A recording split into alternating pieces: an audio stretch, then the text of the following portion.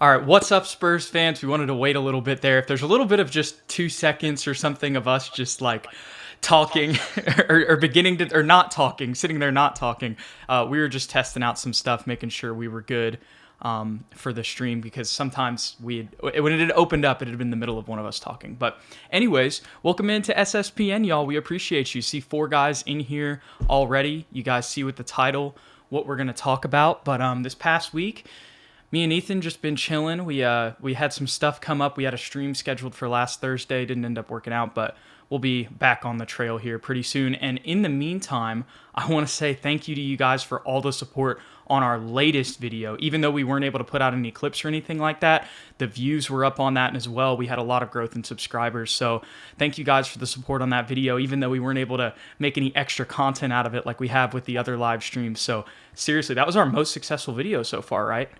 Yeah, I think so. I think it's at 2.6 thousand right now, Awesome. around there.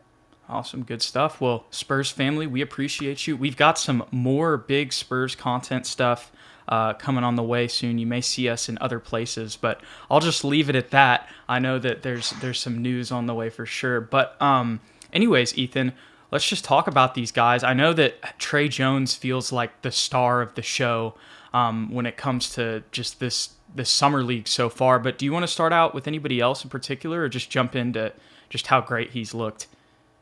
Well, I think he'll take probably the most time out of our live stream here. So let's go ahead and start with 2 of our other young bucks, Devin Vassell, and of course our rookie Joshua Primo.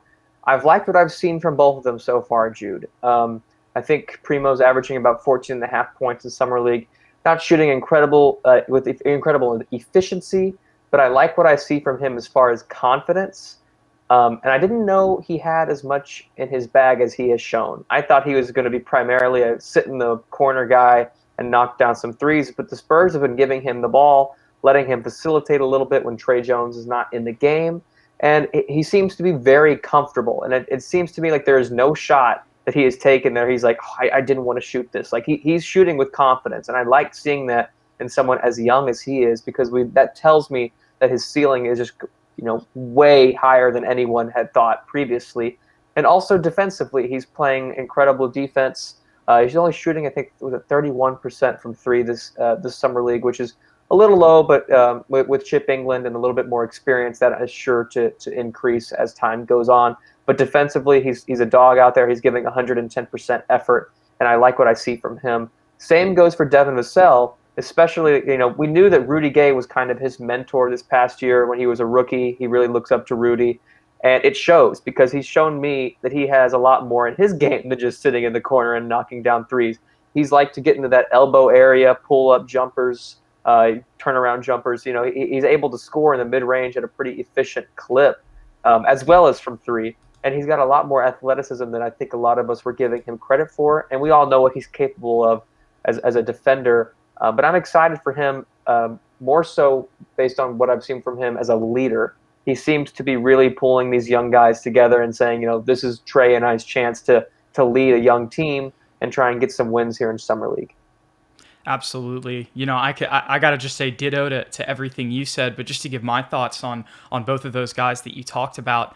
When it comes to Devin, although he didn't play too much because he did get a little injury, and It's like, we're not going to risk him getting further hurt by forcing him to play in really a meaningless. I mean, it's a league about development, and he's going into his second year, so it doesn't really matter that much. But when it comes to Devin Vassell, we saw him have the opportunity to go deep in his bag. Like you said, we expected him as kind of a better version of Danny Green, was maybe kind of what we were envisioning after this year. Maybe there's some potential, you never know, just because he's so young. But after this season, it's like maybe, a Danny Green who can do a little bit more and, maybe a little bit isn't as hot and cold as a shooter. But from what we saw here in the summer league, we're seeing that his development is much more than that. And there was a lot of that he showed at Florida State.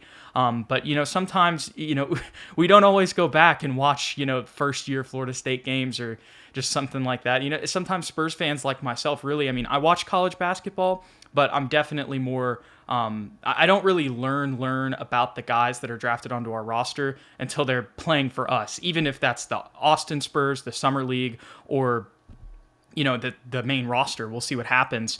But once again, just going back to Devin, the step back jumpers that he showed, the way he was able to shoot over defenders. I think that his length as a mid-range shooter is something that we might have underestimated. And also, for that matter, as a three-point shooter, if somebody's trying to close out, I mean, the wingspan that he has, the way that he's able to be as good of a shooter and as smooth of a shooter as he is with the wingspan that he has, that's something that's not necessarily always common unless, you know, you're a player that has that. There are only a few other handful of guys that you can mention. I mean, look at Giannis has such a great wingspan, has had shooting problems. LeBron, same thing.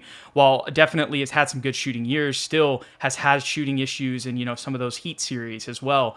You know, so for him to have the shooting ability he has right now, obviously he's a lot smaller than Giannis and LeBron, but at the same time, with that wingspan and being able to shoot the way he does, is a huge asset for him. And just the way that he was able to create. You know, we didn't get to see that. We were never really going to see that on the Spurs this season regardless, just because of the fact that he's a rookie. The only person who's ever really done that in Spurs history is Tim Duncan or David Robinson, right? Those are the only two guys. So to see him go into his bag a little bit, show off a little bit of the mid-range game, and he also hit some tough contested threes too with a lot of arc. And once again, really, when I'm just thinking about this over in my head, and I know I'm repeating myself, but the ability to be able to shoot over certain defenders, and it's not necessarily because he's taller than them, it's just because of the length and the way that he's so comfortable and he knows how to get to certain spots to make sure that, you know, he's just far away enough to get the shot up over a defender. And these are things that we didn't see at all last season because obviously Pop wasn't going to allow him to do this in the NBA. So to see this in the Summer League, like you said with Devin Vassell, his ceiling is just a lot higher than you thought it was. And it's the same thing with Josh Primo. I mean, coming into this, we were expecting him to be like a spot-up shooter. We see now the Spurs want to play him really as a 1 or a 2, really as a 1. I mean, they want him handling the ball as a point guard, but the ability that he has to hit contested shots too, and shots where he's moving. I remember there was one highlight that I saw where he came off a screen late, and there were basically two guys contesting the shot, and he shot over both of them with like, when he got hit in his hip, so he's like moving midair, two guys trying to contest a shot, gets it up over and hits the three, and this was like late in the game too. I believe this might have been the Hornets game, it may have been the Nets game. I think it was actually the Nets game, yeah. And that was kind of fun to see him and Cam Thomas go back and forth. I'm an LSU fan. You guys have probably seen the hat every once in a while. And to see them kind of relive that rivalry in the summer game was cool for me as a Spurs fan. I never thought I'd be rooting for the Alabama guy, but I guess I was in this one. And they were going at it. I know Cam Thomas had 36 in that game, but it was cool to see them kind of like, there was a time where he blocked Cam Thomas too. He talked about his defensive ability. That is something that I didn't even anticipate from the tape in Alabama. He's a physical defender. He gives effort. And you can tell that he wants to be good. There were a couple blocks that I saw. The length that he has is underrated. I could go on and on about this, Ethan, but I think you get what I'm getting at here too. I'm kind of just agreeing with what you said, but the ability that he has physically, just the assets that he has physically, not just on defense, not just on offense, but just in general, allow him to do so many things on both sides of the floor. And I just want to say, take all of this with a grain of salt because it is the Summer League. These guys are still young. And, you know, let's be realistic. Josh Primo's not going to probably play on the actual roster at least this season, if not maybe late in the season, depending on what happens with injuries and COVID protocol, all that jazz. And he did show glimpses of his age. He is 18 years old. He had some, you know, just like brain farts where he turned the ball over a little bit too often, or he was a little bit too, you know, laissez-faire with, you know, making the pass through the lane or something like that. But he is young. Like I said, only 18 years old and managing to do all the things that you just said and more. It's very encouraging as a Spurs fan. And same for Devin Vassell. We don't even know if Devin's going to get that much playing time this year. So it's nice to see that he's still, you know, he's managed to cultivate this swagger too. You know, last season, I don't know if you ever realized this, but he always seemed to me like a very shy, timid guy that didn't want to step on anyone's toes, and he was just going to go out there and do his job. Play his role, stick to his role. Yeah. This Summer League, he seems a lot more like boisterous, like in your face. Like I'm the dog on this team, you know, for the few games that he did play.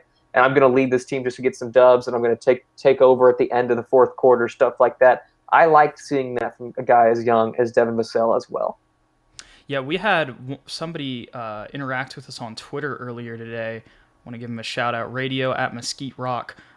He talked about Vassell's aggressiveness, and you just mentioned it. I mean, that was such a great way to put it. The fact that he was going out and taking it, and the fact that he can be in a position, and regardless of, like you said, it's Summer League, so obviously everybody knows Devin Vassell is the top guy there. But the fact that he knew he was the top guy, recognized it, and did things that the top guy on a team should do, right? Even if it's just he took advantage of the opportunity and gained and showed his leadership skills. Not only did he show his skills on the court, but he showed it, even though it's off the court, it helps on the court. I don't know if that makes sense. Y'all get what I'm saying. Yeah. Leadership is not on the floor, but it still affects the floor. So that is a huge thing, and I completely agree with you there. Lots of growth, like I said, on the floor and off the floor for Devin Vassell. And just addressing, I think we're 1-3 right now in the Summer League. Yes. So, we haven't been winning that many games. They've been pretty close despite that, but I think our biggest difficulties haven't been with our three guys that we're mainly talking about today, Trey Jones, Devin, and Primo. Based on what I've seen, it's just we're getting beaten down on the boards.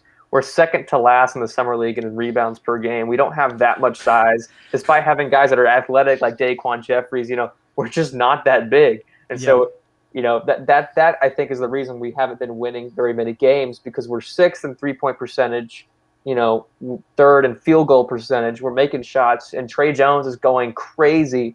We can touch on that whenever you're ready, Jude. But I think that's just the main reason we haven't been winning games is size.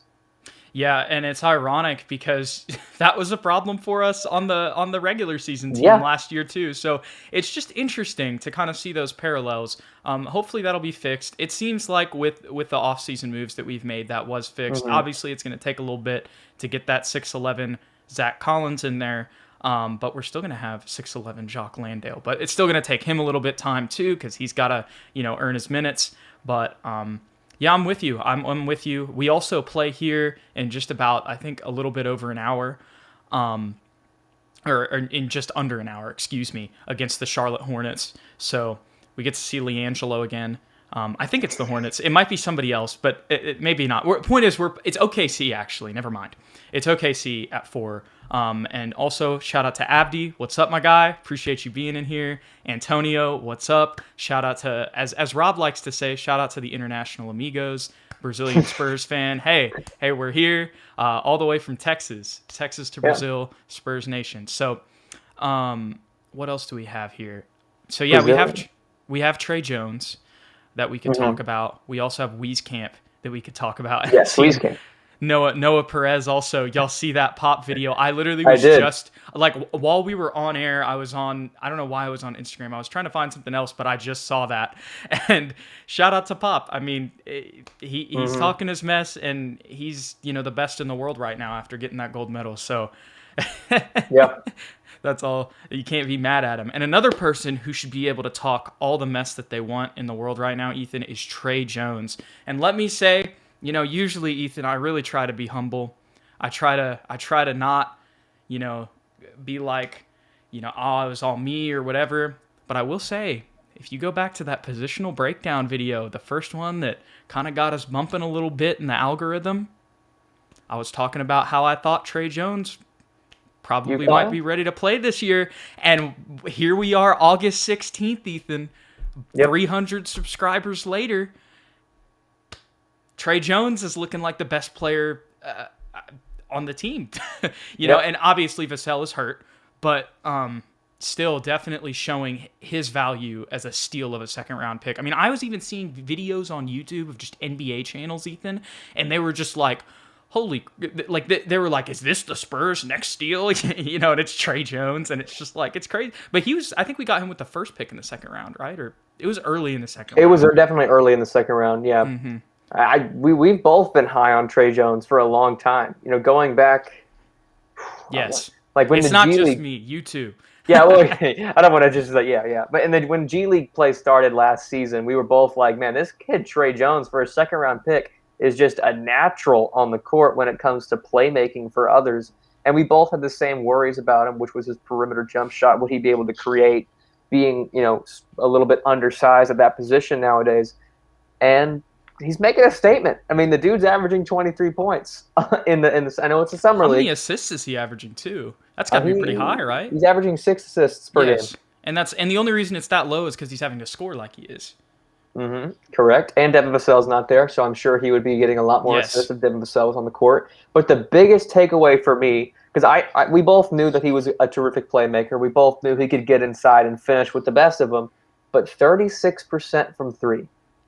I did not see that coming, Jude. This guy has been working, and it is obvious. He is ready to be that backup point guard and be the facilitator off the bench unit. And I think, I don't want to create narratives that I have no proof for, but maybe that Bryn Forbes signing, maybe it rubbed him a little bit. Maybe it rubbed him the wrong way. Maybe he's like, okay, I was supposed to be the backup point guard. I've been working all summer long. No offense, Bryn Forbes is washed. Yeah, y'all bring That's in. what Trey Jones is saying. Y'all bringing in Bryn Forbes to take my minutes, and he's like, I'm going to show you what I got in my bag, and he's showing everybody, and the NBA's taking notice. Trey Jones is playing terrific, 51% from the field, like I said, 36% from three, 90% from the free throw line, Jude. 90%, yes. And he's been clutch in game time situations. He's been clutch, Jude. Like, yes. I love what I'm seeing from Trey Jones. Oh my goodness. Yes. No, I don't know I don't know if I said this on our last episode, but I will say it now. And dare I say it, Trey Jones is the most natural point guard on this team. Mm-hmm. That doesn't mean that he's the best point guard on this team, but he is the most natural point guard on this team. Let's not forget too, this kid played 2 years at Duke. Like, I don't know why we just forget this. And that extra year of development probably helped him a lot. I mean, if you stay, I remember Trey Jones, he's Tyus Jones' little brother. Everybody thought he was actually going to be better than him. That was like the thing, And so it was just insane to kind of see how well he's played. But it's just, once again, a testament to his work ethic and the value that we got at that pick. That's something that the Spurs have just done. I know that we have... sometimes we have some gripes about the draft and we criticize the Spurs and we wish they would do this or that or whatever. But the one thing that they do a really darn good job of is late in that draft, they find some value picks. And a lot of times, you get frustrated. Even with this pick, it was like, oh, there's so many guards. Like even Abdi's mentioning that right now in the chat. And when you got drafted, it was like, okay, I mean, I guess we'll have a third string point guard, but it's like we already have Derek and DeJounte. Why are we doing this? And then now we realize, okay, well, we're going to play Derek at the 2. So that opens it up a little bit. And then Patty leaves. And I know we just signed Bryn Forbes, but now it's like you just never know what can happen. So now you have Trey Jones sitting here going for 34, 8, and 9 and hitting the game-winning shot and getting the game-winning steal in back-to-back possessions when Devin Vassell's out. There's not really... He's making an argument that you can't deny. And it's just with his play. And that's just the best way to go about it. And yeah, that's really all I got to say about that. I'm trying to think of other ways to put it, but you really... Earlier, Ethan, you said it all. He's averaging 2 more rebounds than Joshua Primo. Josh Primo is 6'6", 6'11" wingspan. Trey Jones is... a generous 6 feet tall. I don't know what his wingspan is. It looks like he might be actually a little bit taller, and I'm dead serious. I was with some Spurs fans, or I was texting him, and they were also saying that he looked a little bit taller. And maybe that's just me. Y'all can tell me in the chat right now if Trey Jones looked taller to you on the floor, but I'm dead serious. I'm not just saying that, Ethan. Like, he really did look like he was standing next to some guard who was like 6'5" or something, and he looked like kind of almost near him. So I'm not saying anything crazy. They can grow.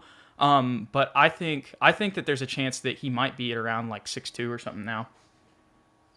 Maybe, but that could just be me seeing things too at the same time. So maybe I'm wrong there, but I really think that he's another player, once again, just grown. When you talk about the things that he does well, you talked about the shooting.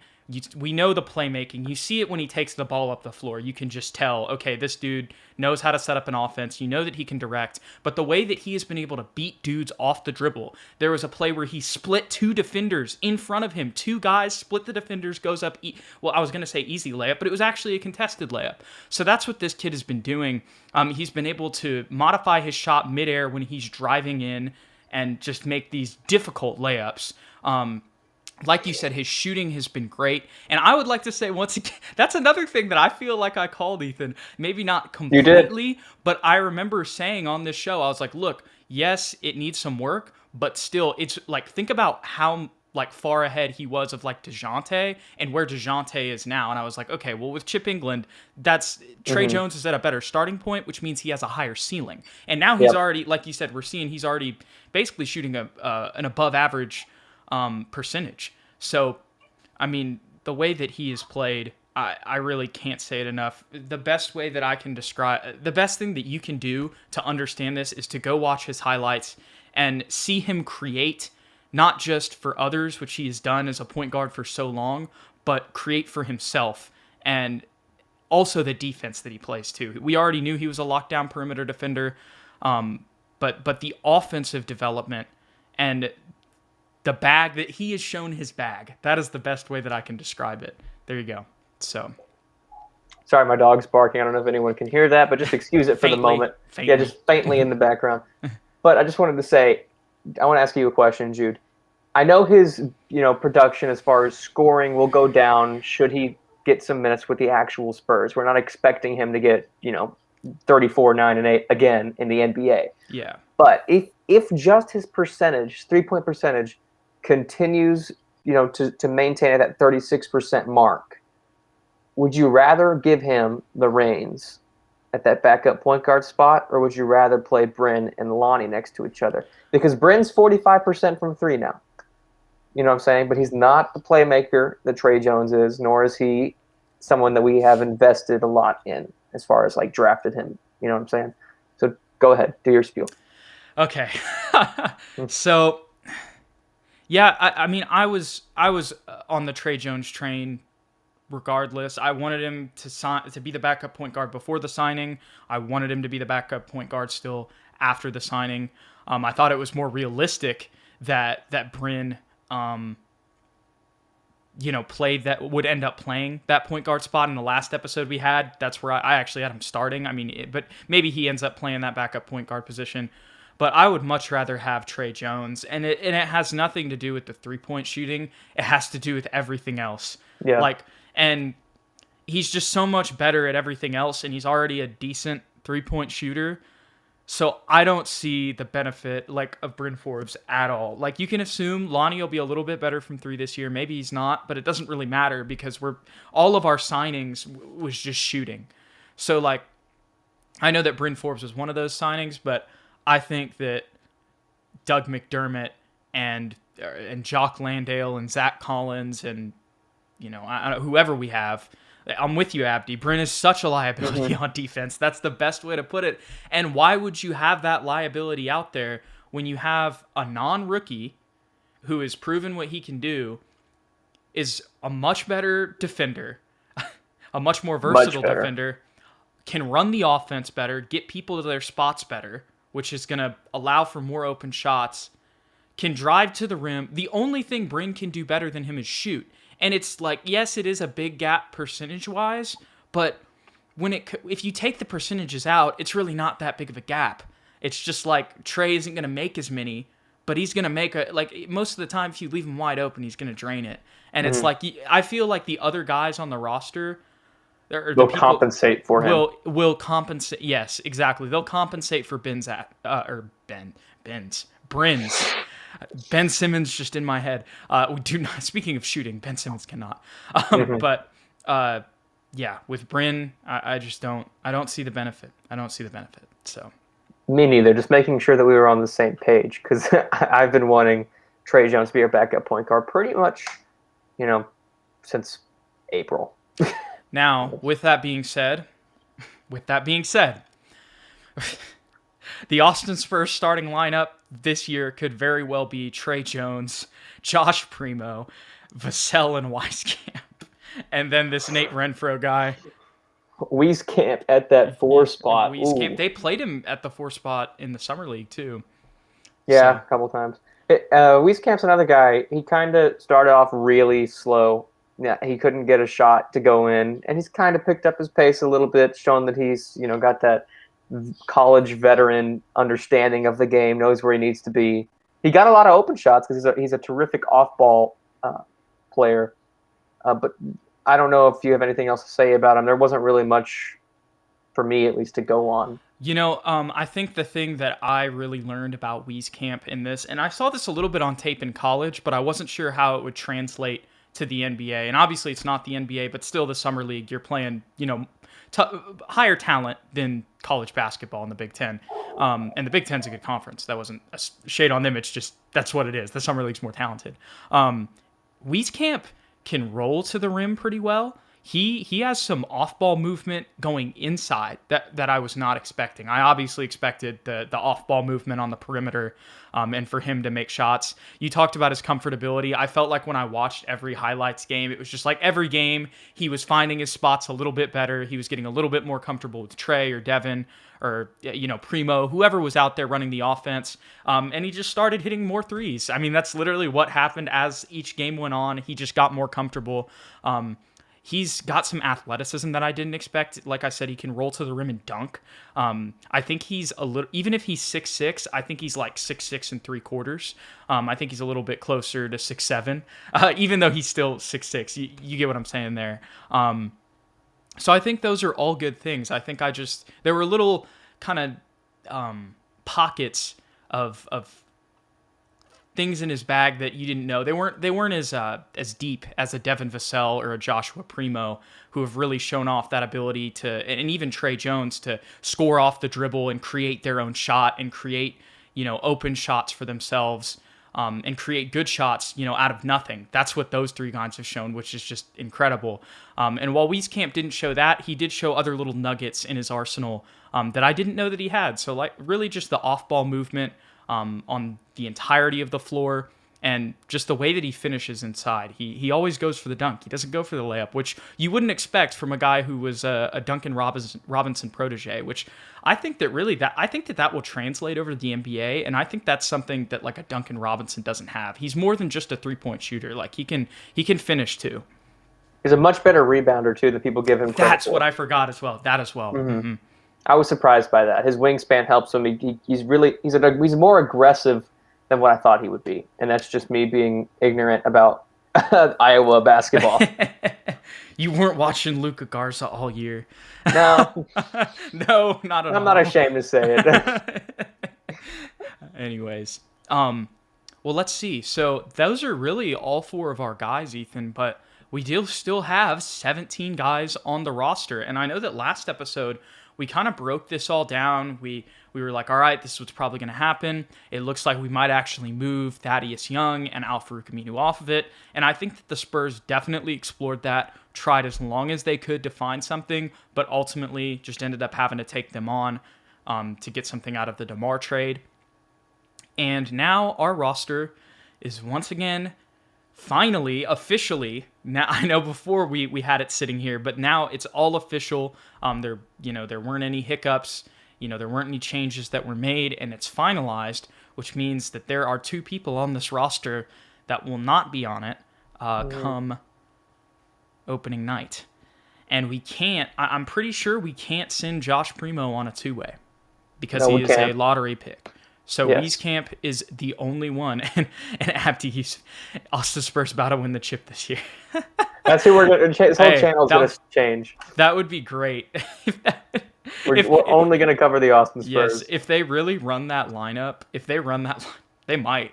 They'd have a chance if they ran that lineup. They'd be one of the more talented teams in the G League, but I don't know. Anyways, who do you think's getting either waived, I guess, or traded for a second rounder? I don't even know how he would do it other than just cutting people, honestly. Yeah, so that's, I guess, my question is how do you even think? I know there are multiple possibilities, but well, here, let's just talk about those. So what are we going to do? We can trade somebody, but there's only a certain handful of guys on the roster that you can trade that are allowed to be traded. I forget exactly what that list is. A while ago I saw it on Twitter. But then we could also cut somebody and just pay them, kind of like we did with DeMar Carroll. This is actually the last year we're paying DeMar Carroll. This season will be. So there are some kind of consequences to that, although it didn't affect us this year. But you never know. You never know when that $2 million could get you, some max player. So just be wary of that. And And then the third thing that we could do is maybe move Eubanks' contract to a two-way since it's not guaranteed. No. I know. We say, No. no, and I disagree with you, but I think that is like, now that I thought about it, I think that's the other option because he's non-guaranteed. That might be one of the other few contracts where we could keep. That would be the one way where we could keep everybody on the roster right now that's in the organization. Do the Spurs want to do that? I don't necessarily think so. Probably the most likely thing that I would put my money on right now is that we just trade Al-Farouq Aminu somewhere for like some picks. See, I don't even think we can get a second rounder for Al-Farouq Aminu at this point.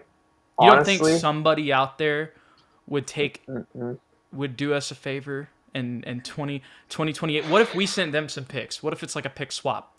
2028 second round pick swap. Maybe that but I feel like a buyout with Al-Farouq Aminu is more likely than a trade.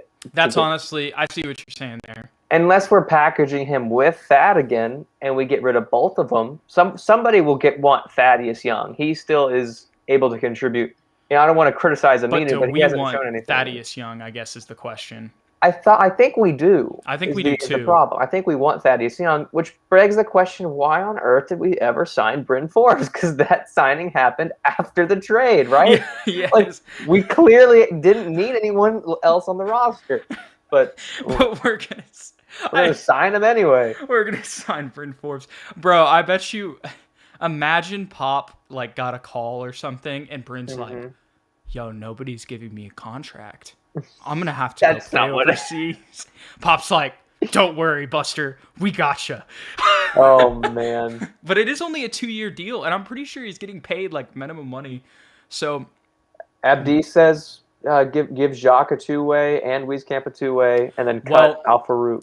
The problem is I'm pretty sure Jock Landale's contract has already been signed, and we signed him to specifically a 2-year NBA contract. So he can't be a two-way player. He can't, because I read the Australian article. That was because I checked that too, and unfortunately. But the good news is, what that does tell me though is that means the Spurs actually want him to play, which makes me happier than moving him to a two-way. Because like I don't want a 25-year-old on a two-way. I want a 25-year-old. If we're gonna bring in a 25-year-old professional, let's play him. Let's get him involved in the system. It's gonna take him a little bit to get his feet wet. But let's play him. Let's not send him to Austin. That makes, Well, I think everyone agrees, including you and I, Jude, that Al-Farouq Aminu is going to be gone from the roster. Jose, yeah. In some way, he will be gone. Whether that's cut or, like you said, maybe a couple pick swaps in there and just trade him away. But the other option, I think it really comes down to what we do with Chandler Hutchinson, honestly. Because I always forget that he's on the roster. And I forgot again until you said it just now, 32 minutes into this show. Yeah. And I forgot on the last show, too. And Jose brings another, I don't know if this is what he was intending when he typed in with Collins a question mark. With Collins. Yeah, you're good. If Collins is hurt, no, we're not getting rid of Collins. We paid him too much to get rid of Collins. No, and we signed him to a long-term contract. Yeah, we're not getting rid of Collins. I don't think that's what he was saying, but I just thought about that. But if it comes down to the two players that I think... Jose said with Collins out, I'm pretty sure is what he meant. We need that. Oh, we need Young. Which I agree with. I can see that. Yeah, Al-Farouq. If that's what you're saying, then yes. Yeah. Al-Farouq's gone. Bryn Forbes and Chandler Hutchinson are... Chandler Hutchinson. I would much rather get rid of Bryn Forbes and Chandler Hutchinson, to be completely honest with you. Me too. Because he seems like he has a higher ceiling, and we literally got him for free. Like, we didn't give up anything to get him. The Bryn Forbes signing is just so strange to me because it feels like they want him to play.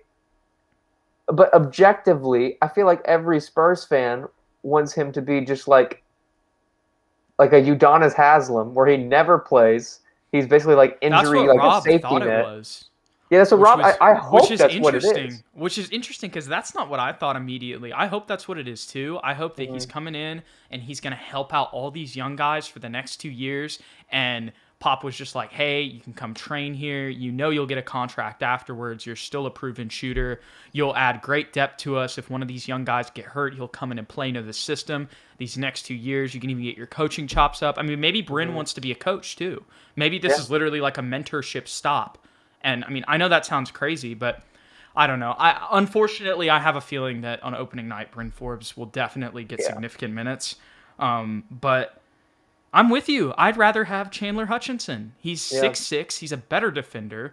He's he's not just as good of a shooter, but he's better than Trey Jones is as a shooter. I don't really understand it.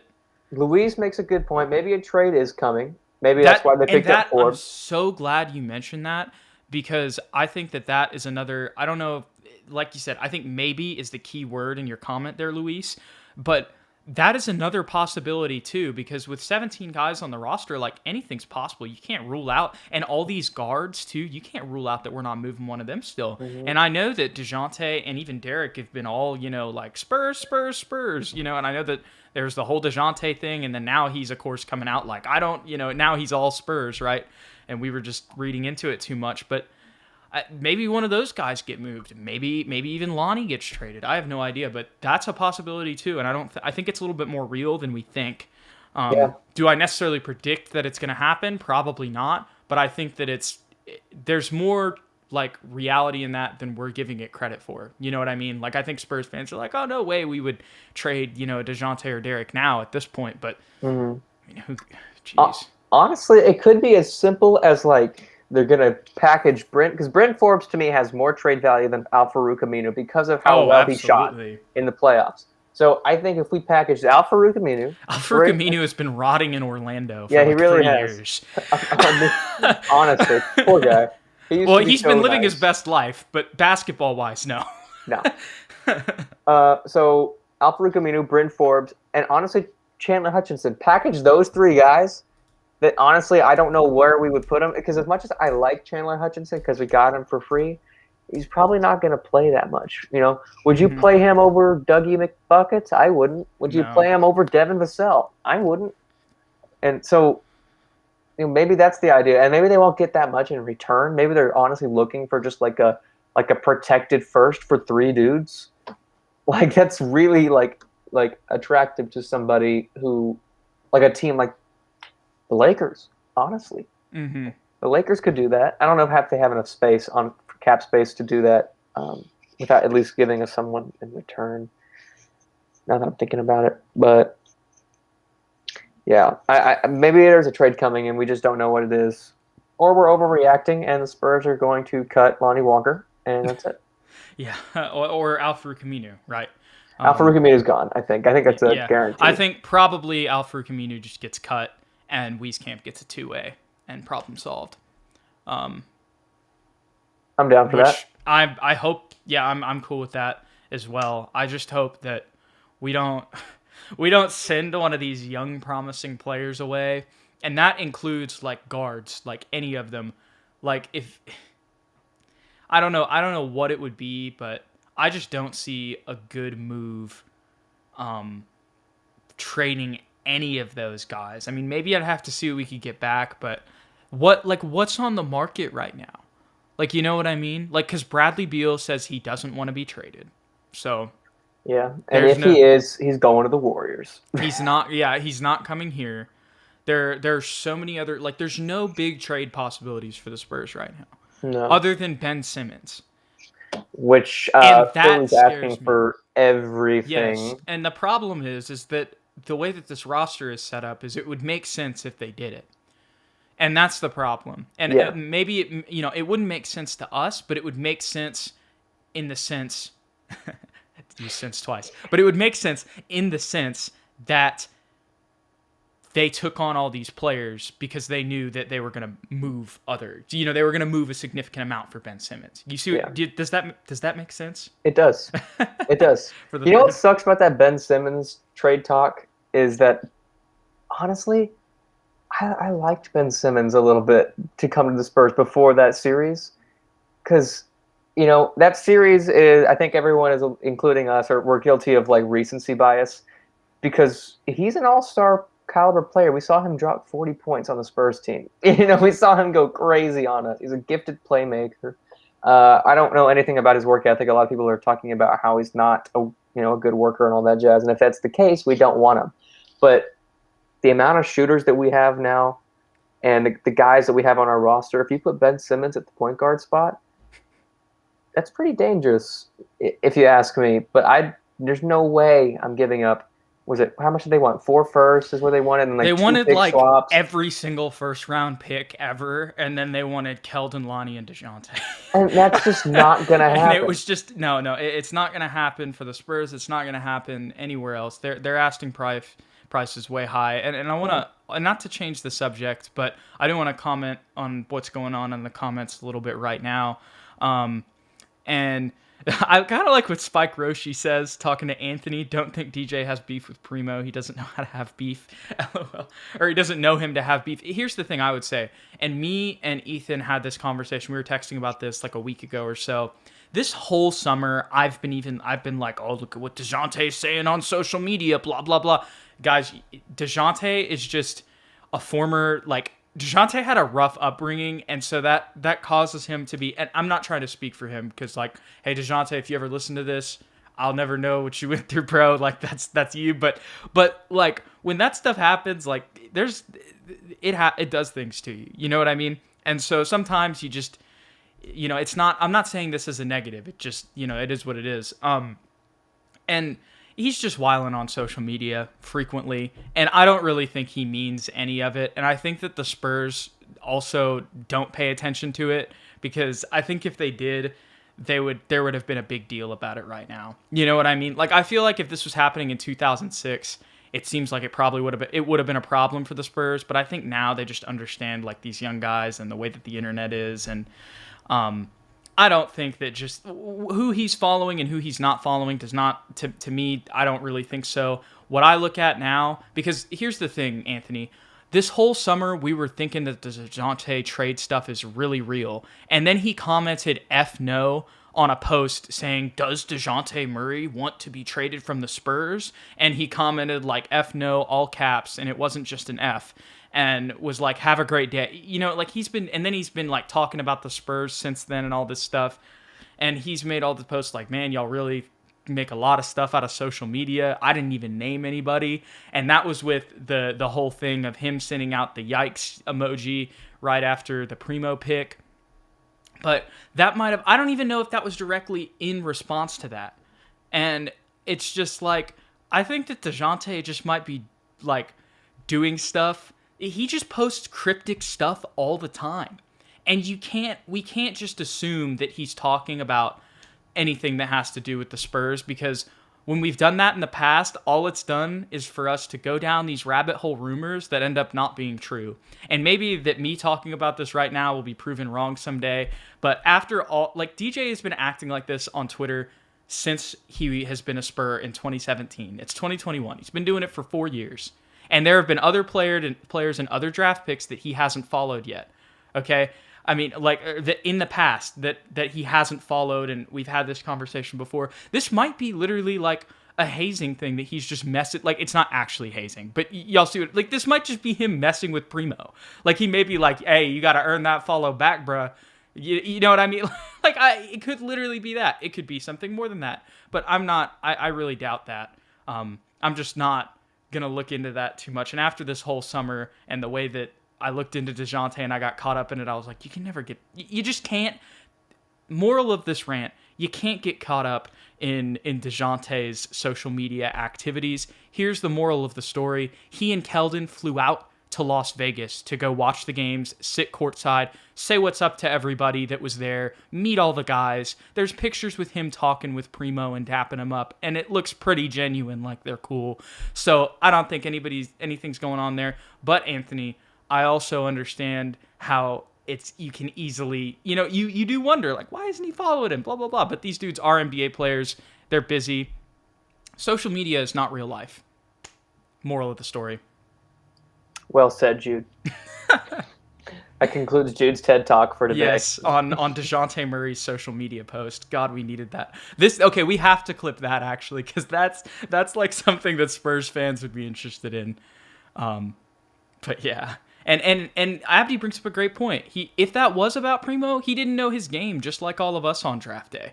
Now, Primo and DeJounte could easily mesh. I 100% agree with that. Obviously, DeJounte is the ball handler, but we know that Primo is willing to play different roles. Yes, the Spurs would like to see him in the future as utilizing all of his skills as a ball handler, but if they need him to play next to DeJounte and find his shooting spots and basically play like Wieskamp, he can do that, and he can do it effectively. So 100%. I want to address IB's 34. They might be playing chicken with the Sixers, and we would get Ben Simmons trade maybe down the road sometime when it's a more reasonable deal.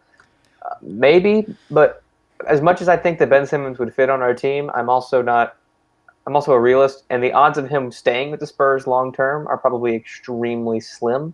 So if we're going to give up something like... Speaking of Million Gnu down there, he just mentioned what you were talking about. Yeah, thank you, my man. Yeah, whenever his contract ends, or even maybe before that, because he is with Clutch Sports, and we all know how Clutch Sports operates, maybe they would just, demand a trade from San Antonio because it's a small market. Who knows? I think he fits on paper, but I don't think it would work out long term.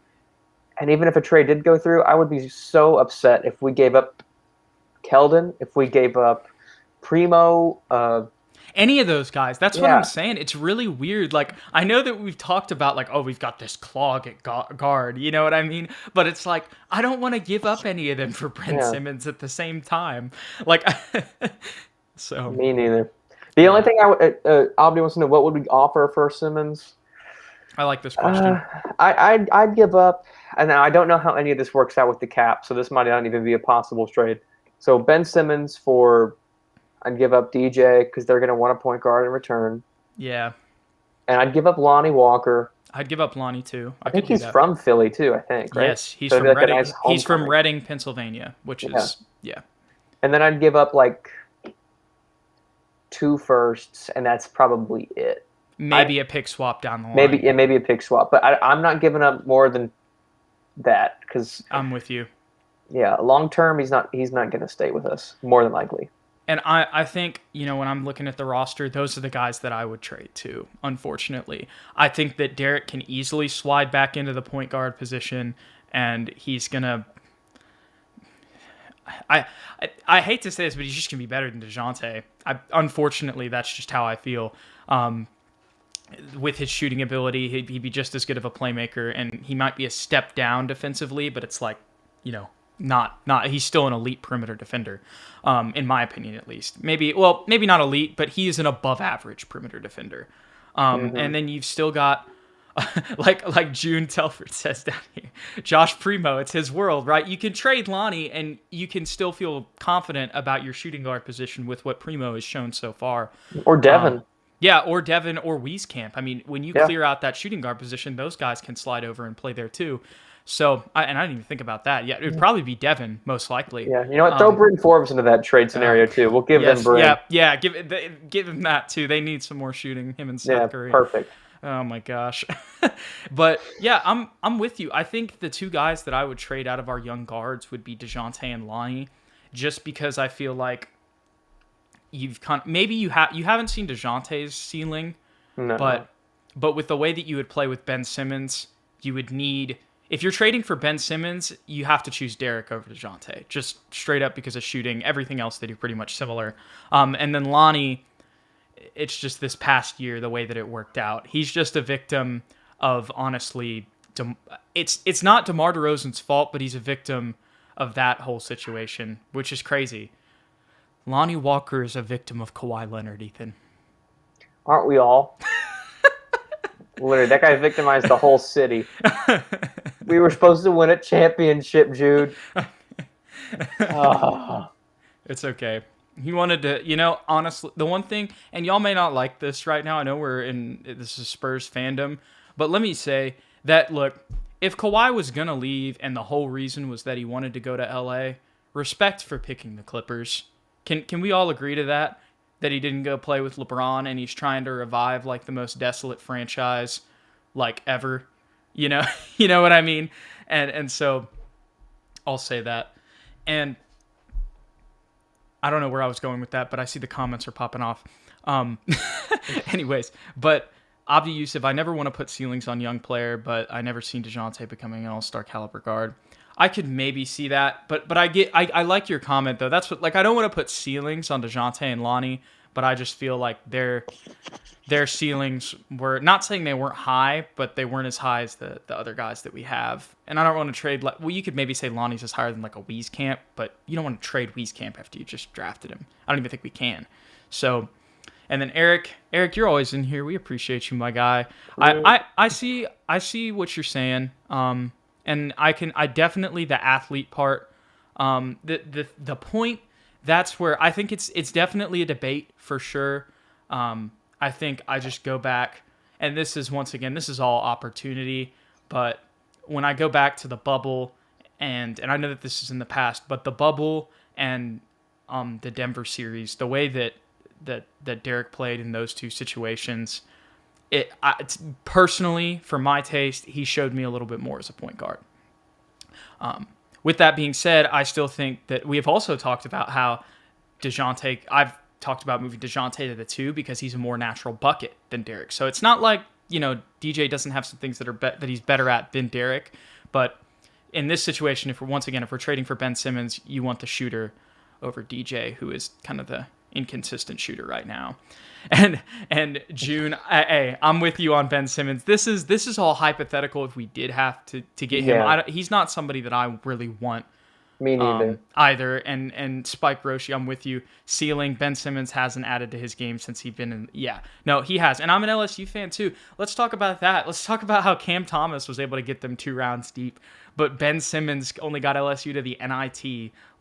Anyways. And I know it's not all about, like, I don't want to just make it like crap on Ben Simmons Day, but that's what's infuriating about Ben Simmons, though, because I don't hate him as much. There's so much talent. Yeah, June Telford obviously does not like him, and I know, and I don't necessarily want him on the team either. I don't think that trade would be smart. That was just our hypothetical. If it went through, what would we give up? But what makes me so mad about Ben Simmons is, if he were to go to the Spurs now that everyone hates him. Literally, I don't think he has any fans anymore. Even people that were diehard Ben Simmons fans aren't diehard Ben Simmons fans anymore. No, everyone's given up on him. So this would be his opportunity to be like, crap, I've really dug myself into a hole here. I should have been working on my jump shot more. I should have been doing X, Y, and Z. Let me go to a small market like San Antonio where their specialty is developing young guys, because he has so much natural ability that if he just worked just that much more, Jude, he would be incredible, but he doesn't. And you're right, his stats are literally almost exactly the same as DeJounte. So there's not much on paper either. I like June's comment. Give him Thaddeus Young, Eubanks, and 2 number 1s. I'm not giving up Eubanks for anything unless it's Kevin Durant. Yeah, I'm not giving up Eubanks unless it's Eubanks. Hey, dude, I'm telling you, bro. Okay, Eubanks, speaking of Eubanks, y'all gotta be watching the Eubanks Instagram stories. He was, look, I know we were talking about Bryn Forbes, and, we don't really want to see him see in the roster. But look, if Bryn Forbes is running pick and pops with Drew and Eubanks is just splashing him, I think that's probably the most dangerous pick and roll in the league. Eubanks is not garbage, June. We need to clean up the comment section. Eubanks is going to go off this season, bro. Okay. Now, and we're dead serious about this. We're not joking. Eubanks, remember how a while back, like, I don't know if any of y'all in here remember this, but we were talking about the possibility of Eubanks playing the 4. And I know that this is all just video, and it's like open gym kind of. And Luca's putting in that work too. Yes, sir. But let me tell you, Drew Eubanks is cooking. This man can shoot now. He can shoot, and if he can shoot, it really looks like he can shoot. And if he can shoot, he can play the 4. And if Drew Eubanks can play the 4, that adds so much more size and versatility to all of our lineups. Eric Pacina, Drew, vice president of the Coffee Gang. He's going to be the president of the Power Forward Splash Gang after this season, I hope.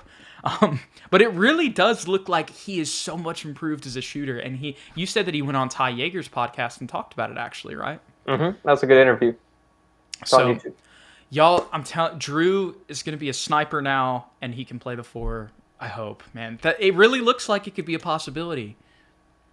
I'm going on a limb right now, Jude. Okay. Drew Eubanks going to average a double-double this season. Okay. We need to hold this. This is something we need to remember. He's going to average a double-double. Okay. And he's going to shoot 40% from three.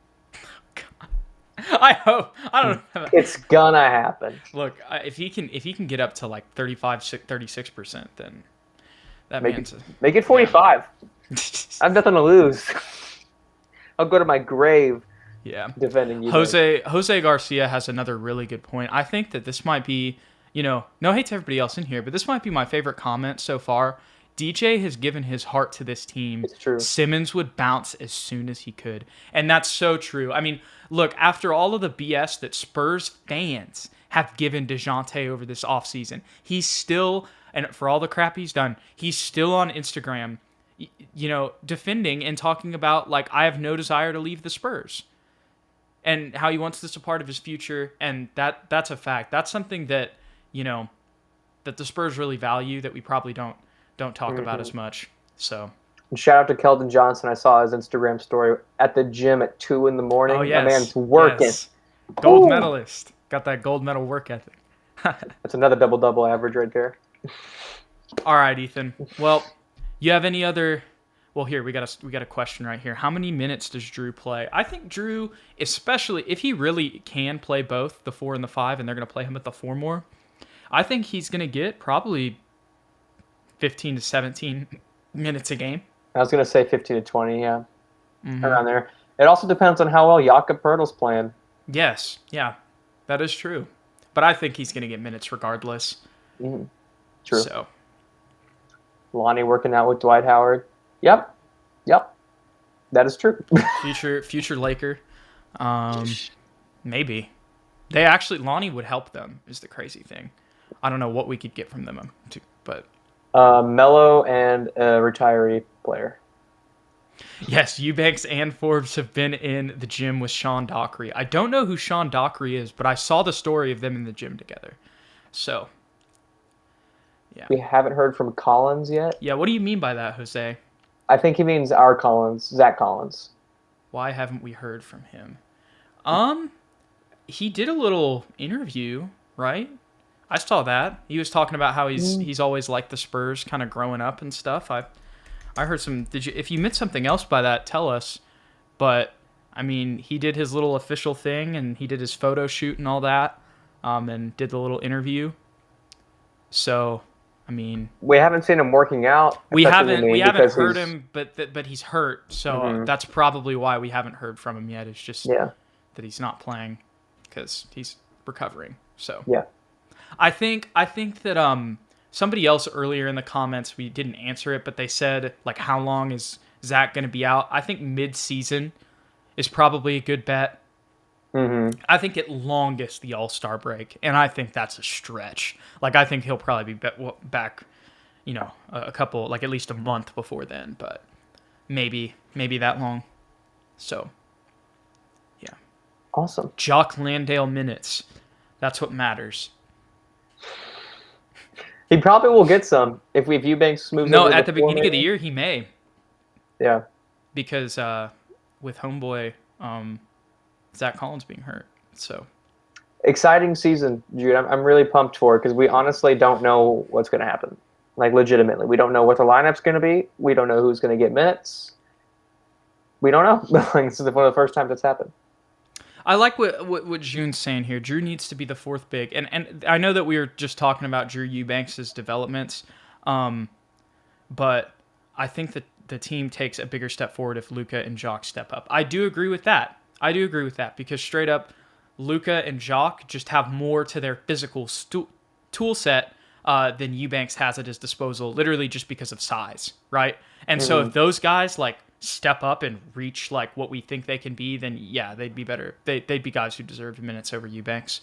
But right now, I think that Eubanks has more NBA experience than either of them. So Jacques Landale's baby food for Eubanks. Let's not go crazy. Baby food. I'm so surprised not a lot of people like Eubanks, bro. I thought I was like the captain of this train, but it looks like I'm riding alone. Me and Jude. Yep.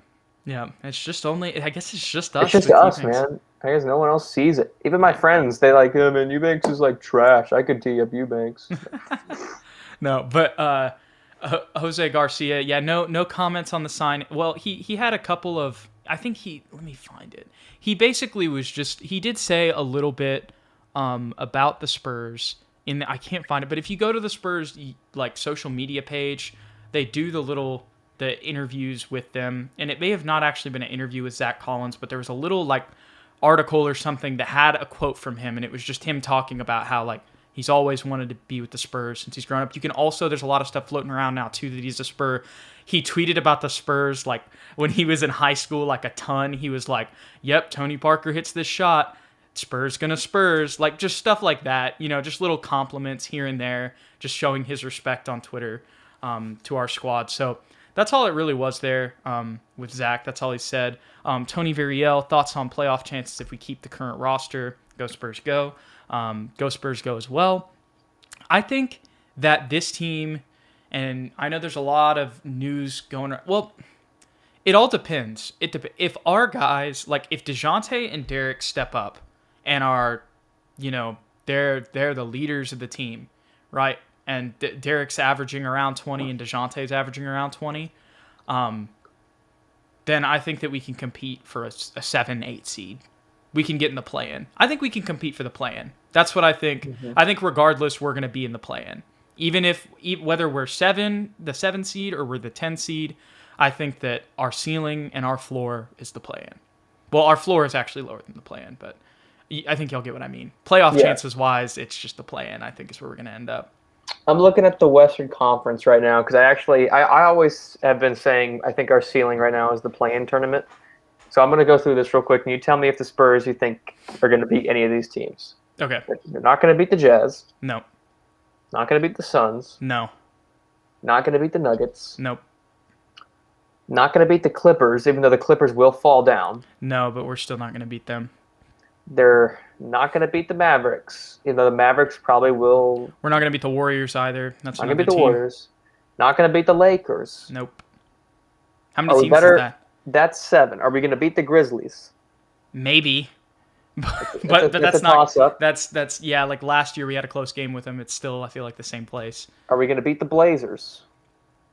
I'm not convinced of that. Even if CJ's gone. No. Are we going to beat the Pelicans? Is Zion going to propel that team to the playoffs? Yeah, it's a great question. Didn't the Kings add somebody too? The Kings got Davion Mitchell and somebody else. I don't know. And maybe it's not. It doesn't matter. They got another center, maybe. Yeah, they're going to be a tough team for us still too. Yeah, there's the Kings. Because is Buddy Hield on the Lakers? No. Okay. I don't think he was traded. I think he's still on the Kings. I think so too. I think we are better than the Timberwolves as of right now because they have a few injuries, but that could turn around.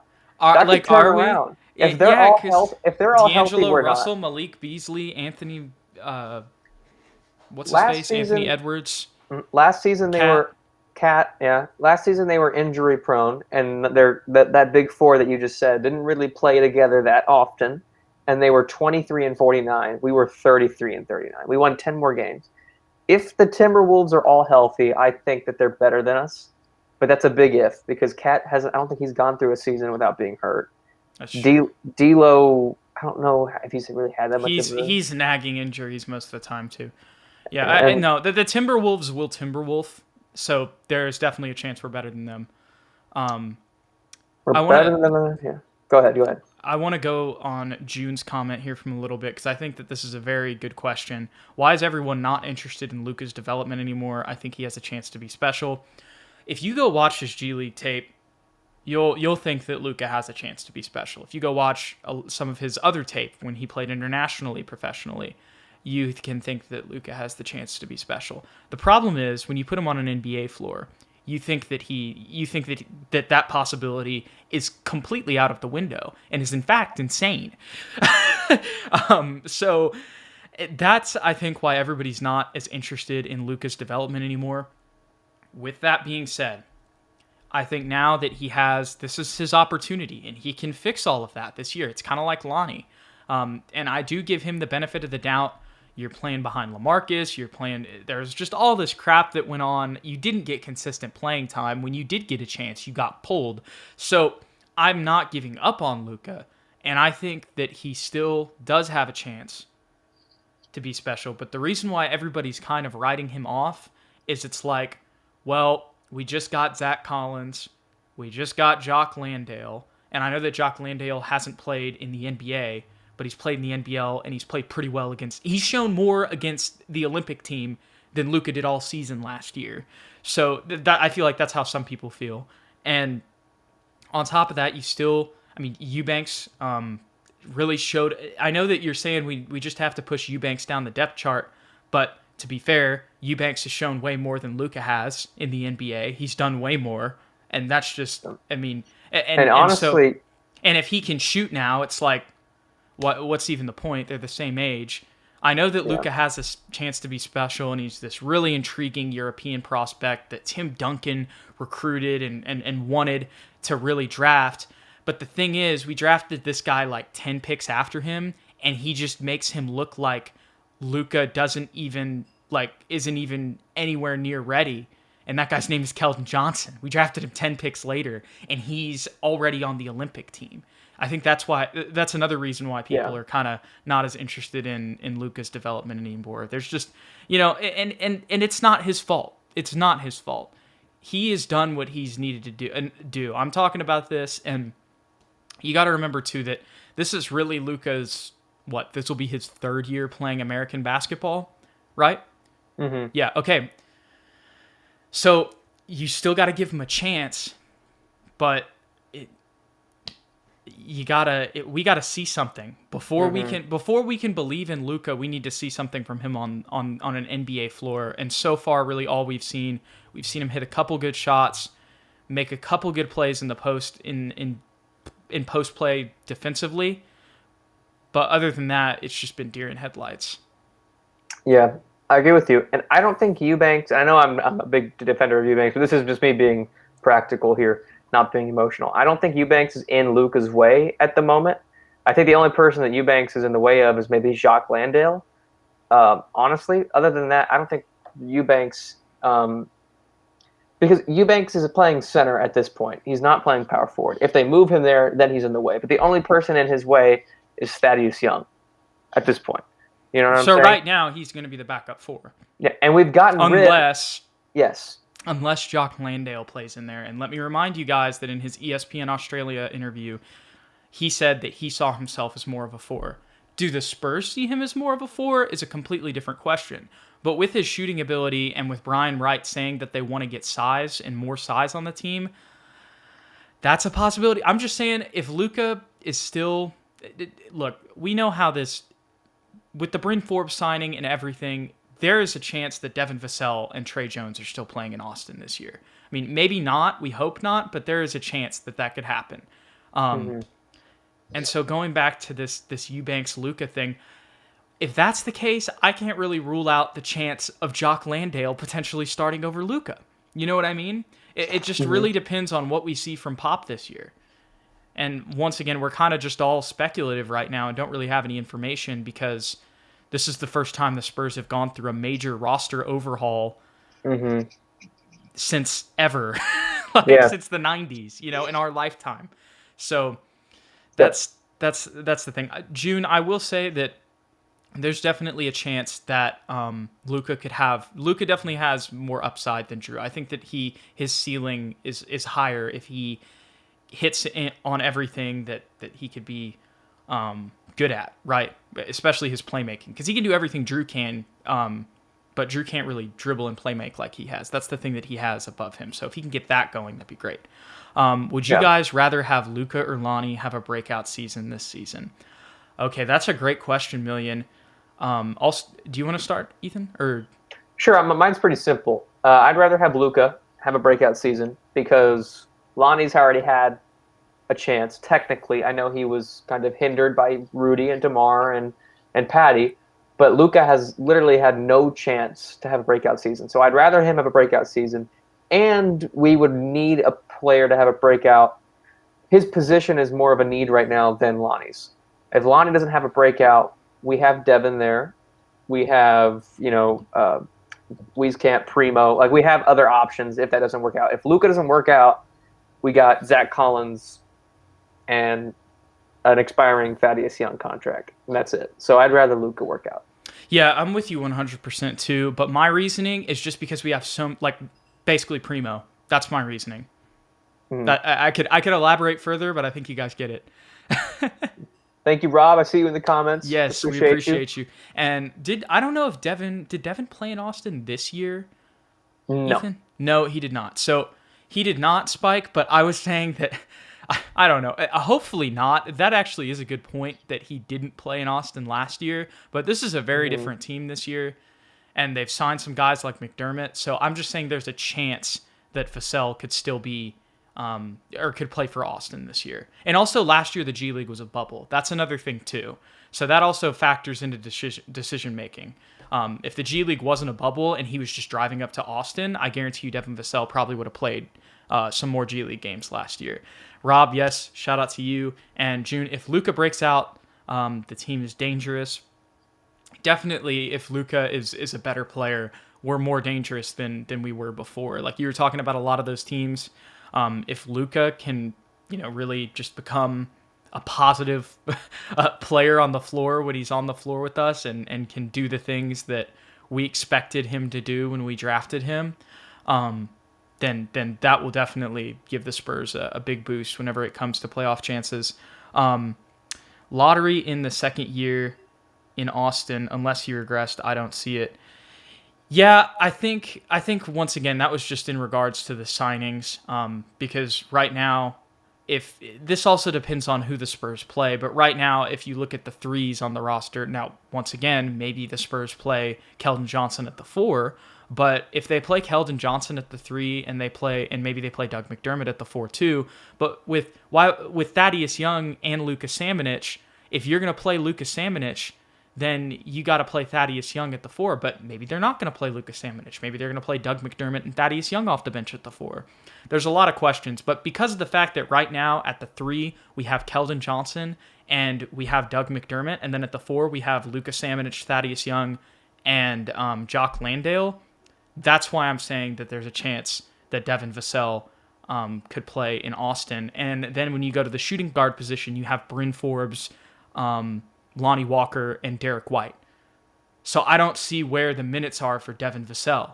All of those guys have more NBA experience than him. So and I don't agree with it, but that's why I don't see that. I don't think that it's a good idea to put a lottery pick in his second year in Austin. But when you look at the roster, it's like, unfortunately, that might be the chance. Yeah. So, and then also, Christian, we don't want Lonnie to break out because then we'd have to pay him a lot. And we're already having to pay so many guys.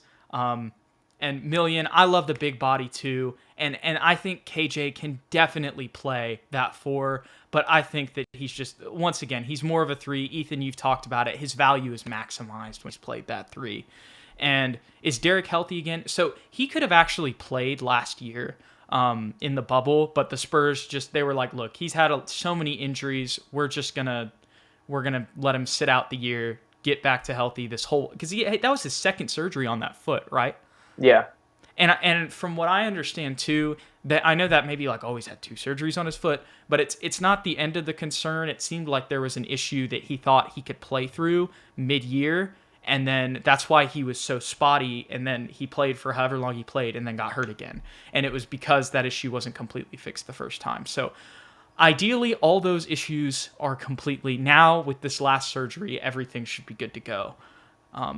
But that is, as much as I love Derek and I believe in him and I like that we paid him, that's a great point, June. Like, if Derek is injury plagued again this next season, it's like, we love Derek to death, but is he worth having on the roster and paying him this contract if he's only going to play 40 games, So all good questions there for sure. So, but from what we've heard, as much as we've heard of Derek, he's good to go. He'll be ready to play preseason and opening night of the regular season. So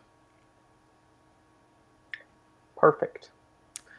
That's all I got, Ethan. I think all I got, Ethan. All I got, Ethan. Yeah, yeah. I agree with what you said about Devin. if he were to go to Austin, it wouldn't be because he regressed or he's, somehow worse now than he was last year. It's just because last year we needed him to play, and this year we have a lot more guys on the roster. And the Spurs coaching staff, if we know anything about the Spurs coaching staff, Jude, they will always choose the older guys over the younger guys. Always. So that's the only reason. If you want him to get playing time, he's going to probably have to go to Austin unless someone gets hurt or they surprise us and they play him for some reason. Yeah, and the other alternative Spike Roshi just brought up, maybe they just don't play him. Maybe he's just on the NBA roster and they don't play him because they don't think that the G League's of any benefit to him, which that's honestly, now that you mention that, Spike, that's probably the most likely thing, actually, is just him not playing, which sucks too, but, I can see that as well. Yeah. Last thing I want to say, Jude. Mm-hmm. My man June Telford, make sure you go watch my man Drew Eubanks' G League highlights. If we're going to base what Luca Samanic has potential-wise on his G League play, you got to look at my man Drew Eubanks' G League play because he was a menace in the G League for the Austin Spurs. That dude was the GOAT, Mr. Hookshot. Yes. And hey, I like the killer lineup he's got. DJ, Lonnie, KJ, Jock, and Pirtle. That'd be a fun one. That'd be a super athletic lineup with some size.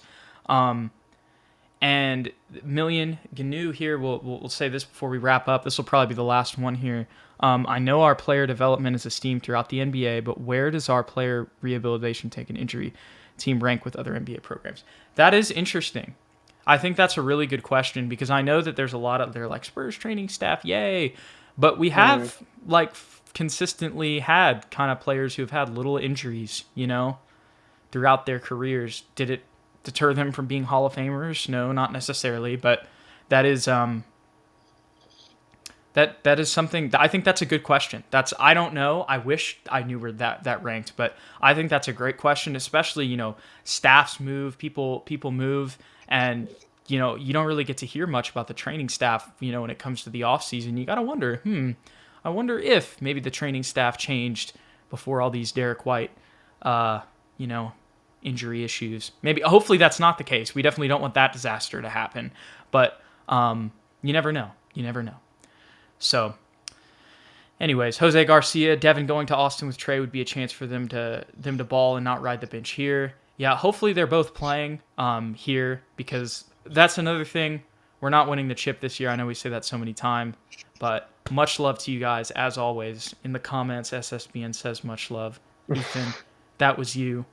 We are SSPN, and we say much love. Yes. I don't know where I was going with that. But anyways, guys, thank you guys so much for checking out the stream. If you want to follow us on Twitter, here's the little @. It's just our names. And then also, we just have this other little graphic. I know that we're leaving, but thanks again. If this is your first time, welcome to SSPN. Go Spurs, go. And we'll see you guys in the next one. Catch y'all.